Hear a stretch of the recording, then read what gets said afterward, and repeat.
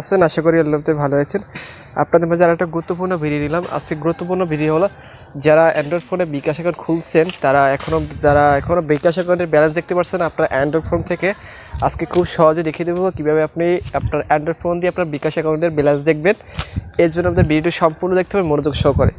ভিডিওটি শুরু করার কথা হবে শামসুদ্দিন আহমেদ চ্যানেলটিকে যারা এখনও সাবস্ক্রাইব করেনি অবশ্যই চ্যানেলটিকে সাবস্ক্রাইব করে নেবেন নিত্য নতুন ভিডিও পেতে।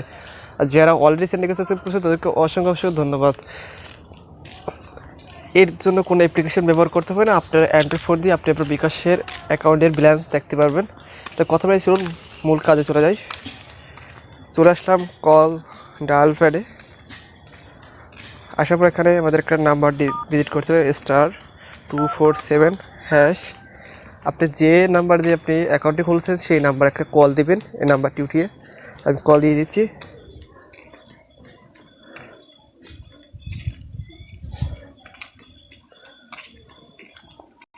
ইন্টারফেস চলে আসবে। যেহেতু আমরা অ্যাকাউন্টে ব্যালেন্স চেক করবো সেহেতু আমাদের মাই বিকাশ এই অপশনে যেতে হবে। এখানে 8 লিখে আমরা সেন্ড করবো। সেন্ড করার পর এরকম একটা ইন্টারফেস চলে আসবে। চলে আসার পরে এখানে দেখতে পাচ্ছি প্রথম 1 নম্বরে ক্লিক ব্যালেন্স, আমরা এই অন লিখে এখানে সেন্ড করবো।